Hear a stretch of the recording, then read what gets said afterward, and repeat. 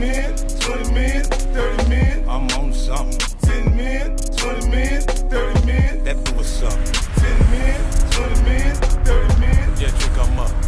We rolling. You know what it is, man. DJthoro, aka Thoro Zano, Brits to the streets. Right now, you're watching the hottest in the streets right here on ThisIs50.com. We live from One World Studios. Shout out my man, Boy Wonder. You know how we do. I got a special, entertaining, lovely, sexy, but psychotic guest in the building. Damn, he had to add the that whole like government. That's the sexy psycho government. It's psychotic. You like how I did that, right? Psychotic. Psychotic. It's supposed to be psycho, but that's okay. We'll take it. We'll take it. We'll add the extra. Introduce yourself. Yo, what's up? It's your girl Irja. They call me the sexy psycho. That's my brand. You can see it all over me because I just do everything like kind of outrageous and big. So that's what it is. Here I am, baby. Welcome to This Is 50. Yes. You know, you might be the first sexy psycho we had on this show. I would think so. I have it trademarked. I have a trademark. Oh man, I thought I was gonna get 90% from you. Nope. Damn. Nope, not yet. All right. You're not pulling. They're not pulling that one on me. I've seen that happen too many times. I study my hip hop history. Damn it. I'm gonna get something out of here. Period. I'm gonna get something. Period. You got bars, right? That's what they say. Not Three Musketeers, not Snickers, not Baby Ruth. That's what they say. Not candy bars. Yeah, bars. that's what they say. You sure? Okay. Well, I'm glad you said that, because he should have warned you. That guy right there. Him, yeah. Because I have a segment on this show. It's called On the Spot. You know what that means? That means that motherfuckers got to rap. You're smart. Yeah. I like you. That's exactly what that means. That means we need to hear some bars. We need to hear something. It can be whatever you want us to hear. Just make sure the shit is hot. I need you to look into the camera. See that camera right there? Yo. Look into that camera. Let them know your name. Let them know where you're from. And let's see what you got. Let's go. You're on the spot. Irja, the sexy psycho. Born and raised in Canada. I travel all over, so I call myself a gypsy. Okay. Don't really claim a specific Walk city. like an Egyptian. No, not Egyptian. A gypsy. Well, same thing. Go ahead. Yo.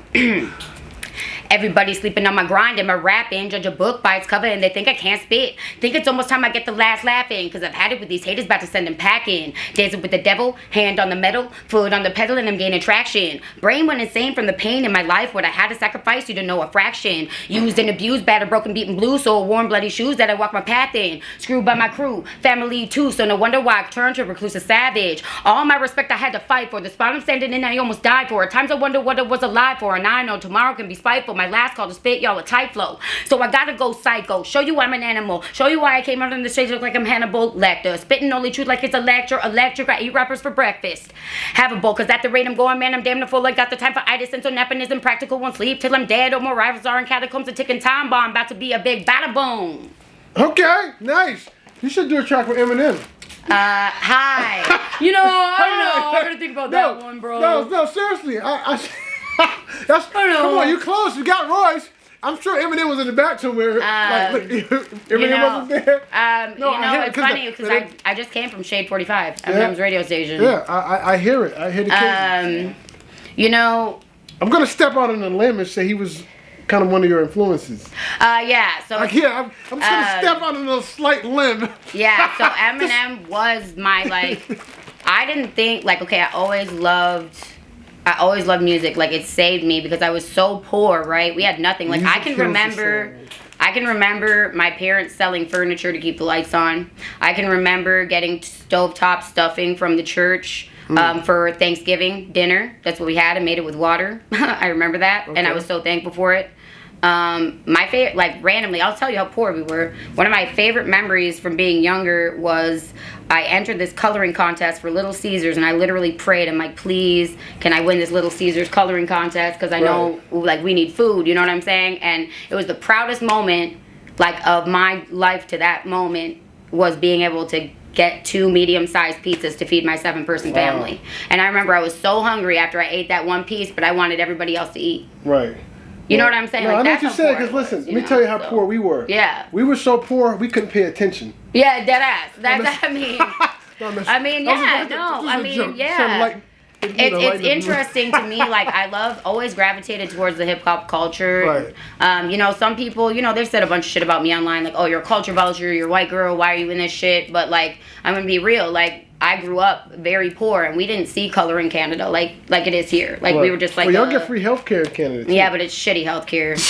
But it's free. Fuck, free. I mean, I'm not eating at the food bank because it's shitty food. Like, so I don't know. You know what I'm saying. I know what you're saying. Right. But I came here, like, I got out of the house early. Like, I got kicked out at 16, and I got in the streets, and I had to figure out how the fuck to make a way. You know what I'm saying? Right. And those are the people that welcomed me. Right. You know what I'm saying? Is that culture and right.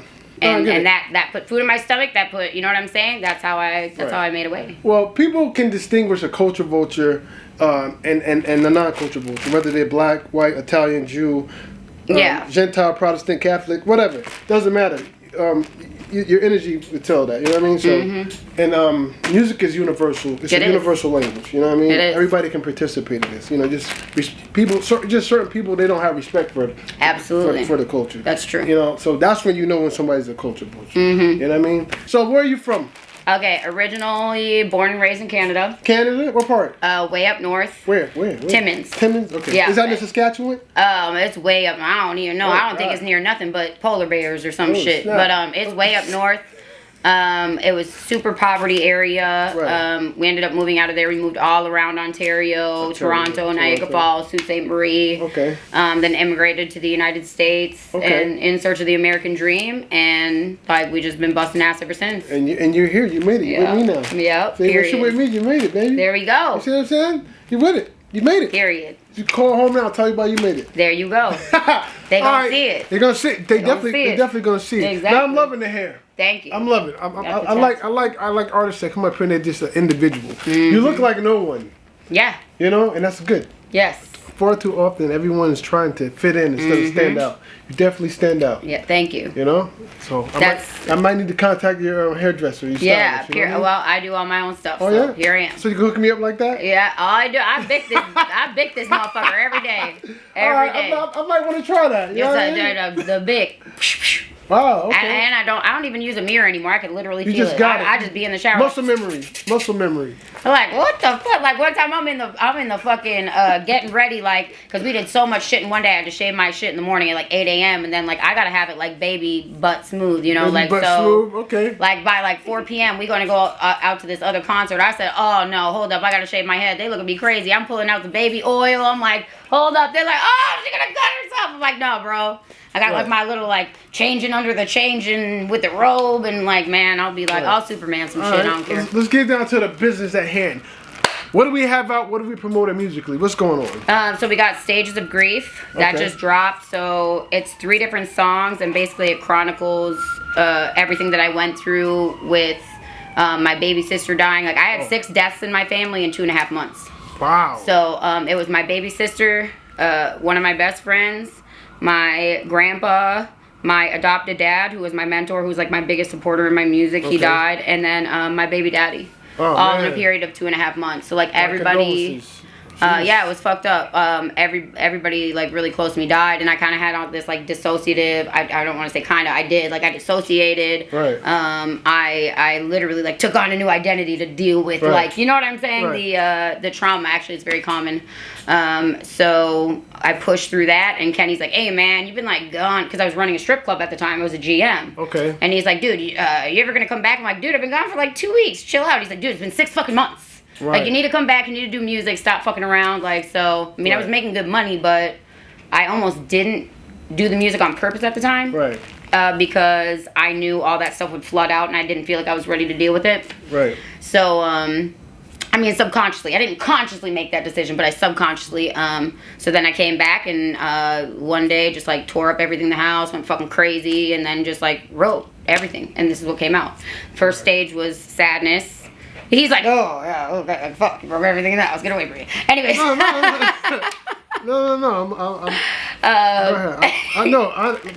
I'll share something with you. So I understand, not to that level, but to that level. That no, bad, listen, yeah. My mother just passed. Yeah. Last week. Like, it's been like today. I'm a week sorry ago today. I'm so, sorry to hear that. You know, that's a difficult thing, you know, especially to talk about, but 6 people in 2 months is like overkill. You know what I mean? Yep.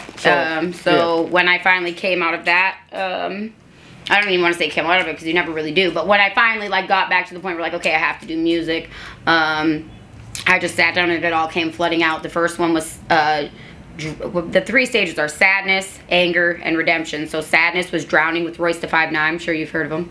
No, I never heard of him. No, I never heard of him. But yeah, sadness was drowning with Royce da 5'9". Anger was rage with Young Buck.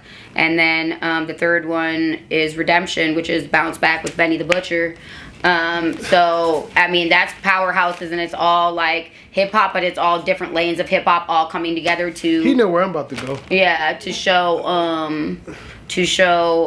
not only my versatility in music, but also my versatility in being able to channel my emotions through my music. Well, listen. I gotta take a moment. You got a record with Royce da 5'9"? Yes. So you on a record with Royce da 5'9"? Yep. That is a barbarian. You know what I mean? Not barbarian, but a barbarian Mike. Like, he spit insane. bars. He's a barbarian. You got a record with Benny the Butcher? Yep. And you're spitting alongside these guys. Mm-hmm. So let's talk visuals. If anybody's watching this right now and they may not be familiar with you, and you know, I tell people you only get one time to make a first impression. Absolutely. What would be the first video you would want them to see that represents who you are and what you're about? I would say the drowning video with Royce da 5'9".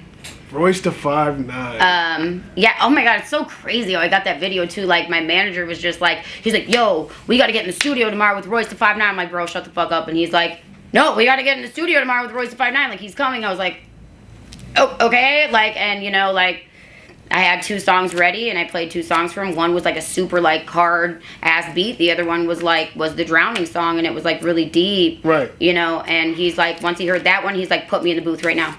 Like, cause he even says, like, I can't guarantee I'm gonna do the song. Like, I gotta hear the song. You gotta hear the song. You know what I'm saying? That's what I was gonna say. Royce don't jump on records with anybody. Yeah, he don't give a fuck. You know? Like, he had to hear it, and when like we sat and we talked for like a whole hour in the studio just chopping it up. And then I'm like, dude, please do the video. Like, and I just looked at him like, please do the video. I know you don't do videos. Please do this video. And he's like, oh yeah, I'm doing the video. I was like, holy fuck. And like, we just went in this little cubby, signed the paperwork, got everything legit, because I'm a businesswoman, you know, I make sure everything is legit. And of course, he's not gonna fuck around with something that's not legit. So and then we filmed the video, like Where's you film the video?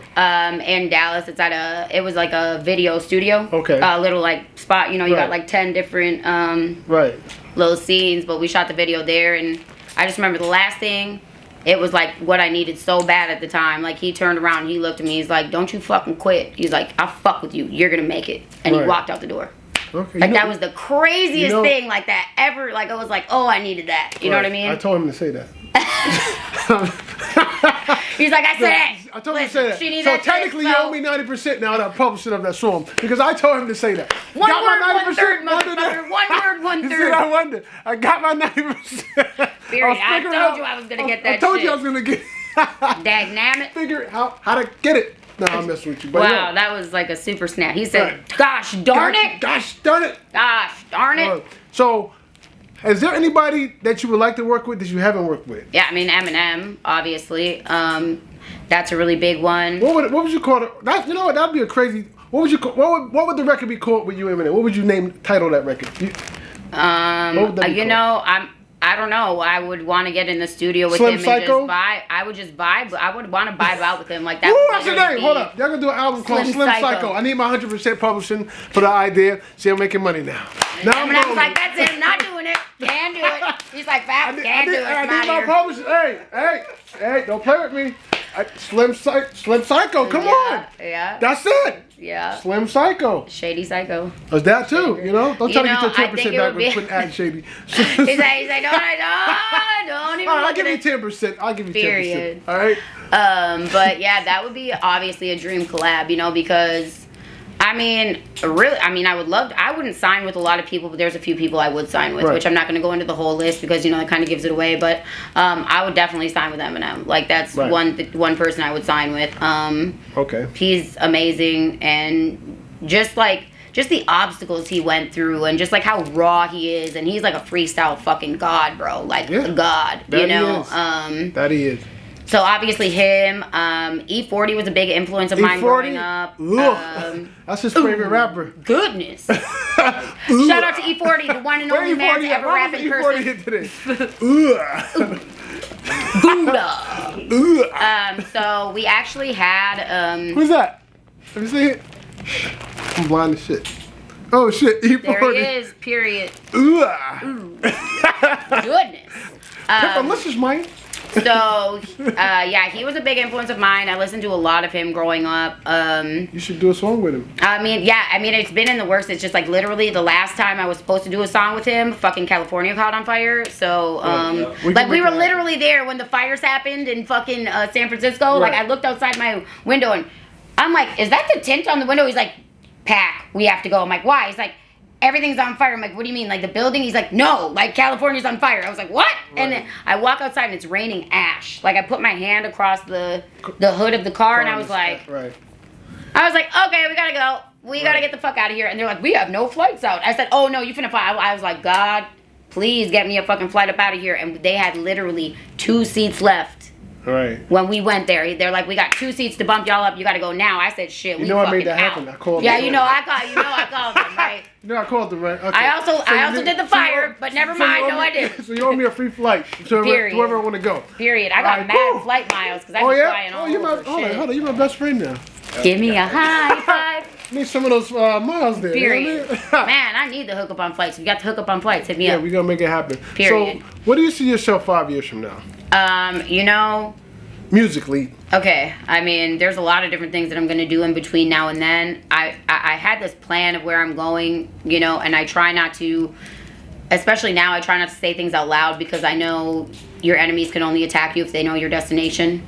But all I can say is I'm going to continue to go as hard as I can. I quit my corporate job where I was making like $500,000 a year. Can I have it?